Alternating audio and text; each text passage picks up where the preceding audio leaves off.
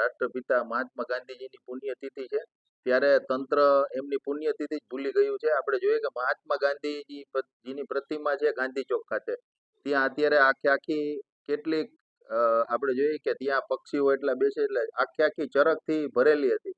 જ્યારે આજે પુણ્યતિથિ હોય ત્યારે સફાઈ કરવાની હોય છે. હમણાં જ આપણે જોઈએ કે મુખ્યમંત્રી ટકોર કરીને ગયા છે કે સ્વચ્છતા કરો છો ને, તો જે મહાત્મા ગાંધીજીનું નામ સ્વચ્છ ભારત મિશનમાં એમના ચશ્મા રાખીને એના નામે રાખ્યું છે સ્વચ્છ ભારત મિશન, એ જ ગાંધીજીની હાલત કેવી છે ને એ પણ આજે એની પુણ્યતિથિ છે ત્યારે.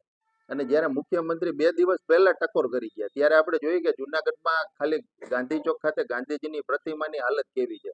અમે આજે ત્યાં શ્રદ્ધાંજલિ બાપુને અર્પણ કરવા ગયા હતા ત્યારે અમે અમારા કાર્યકર્તા બિસ્લેરી પાણી મગાવી, પાણીની ત્યાં વ્યવસ્થા નહોતી.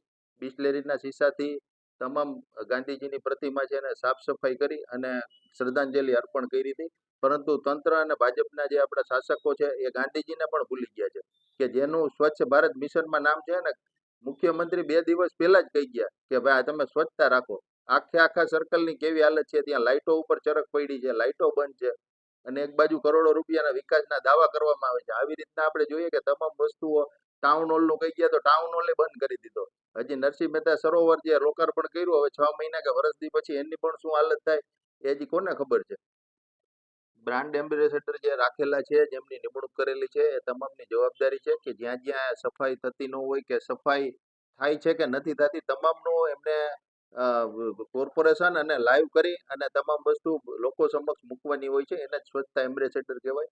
પણ આપણે જોઈએ કે મુખ્યમંત્રી 2 દિવસ પહેલા જ કહી ગયા હતા કે ભાઈ જુનાગઢમાં સફાઈ થાય છે ને, પરંતુ જે ગાંધીજીની પ્રતિમા છે તો ત્યાં કેમ કોઈ સ્વચ્છતા એમ્બેસેડર નથી જતા કે લાઈવ નથી કરતા. શાસકોને લઈને ખરેખર તમામે ત્યાં પણ જ્યાં જ્યાં આવી પ્રતિમાઓ છે ત્યાં પણ લાઈવ કરવું જોઈએ જેથી ખબર પડે કે આજે પુણ્યતિથિ છે બાપુની અને જેનું સ્વચ્છ ભારત મિશનમાં નામ છે તો એ ગાંધી બાપુની શું હાલત છે કે એની પ્રતિમાની શું હાલત, એના સર્કલની શું હાલત છે એ કમિશનર શ્રી, બ્રાન્ડ એમ્બેસેડર અને તમામે ત્યાં જવું જોઈએ. અને આજે બાપુને પુષ્પાંજલિ ન આપે તો કંઈ નહીં, પરંતુ ત્યાં સ્વચ્છતા તો રાખો જેથી કરી જે લોકો બાપુને પુષ્પાંજલિ અને શ્રદ્ધાંજલિ આપવા આવે છે તો એમની જે ભાવના છે એને ધક્કો ન લાગે, કારણ કે આવી બાબતે ખરેખર ખૂબ દુઃખદ છે. અનેક જગ્યાએ એવી છે જ્યાં પ્રતિમામાં સાફ સફાઈ નથી. અનેક જગ્યાઓ, સર્કલો તથા આપણે જોઈએ કે જાહેર માર્ગો છે, ઉપરકોટથી માંડીને આપણે જે રસ્તાઓ છે એ તમામ આપણે જોઈએ કે પ્રવાસનના જે રસ્તાઓ છે એમની શું હાલત છે. સ્વચ્છતાથી માંડીને ખાડા ખબડાવાળા હોય છે તો આ તમામ જે આપણે એમ્બેસેડર હોય એને પણ ધ્યાન દોરવું જોઈએ કમિશનરનું શ્રીનું અને શાસકોનું ધ્યાન દોરવું જોઈએ. ત્યાં જઈને લાઈવ પણ કરવું જોઈએ જેથી કરીને ખબર પડે કે આપણે જુનાગઢમાં કેવી સ્વચ્છતા થાય છે ને મુખ્યમંત્રી શ્રીને ગાંધીનગર સુધી પણ આ લોકો કેવી સ્વચ્છતા કરે છે એની પણ જાણકારી મળે.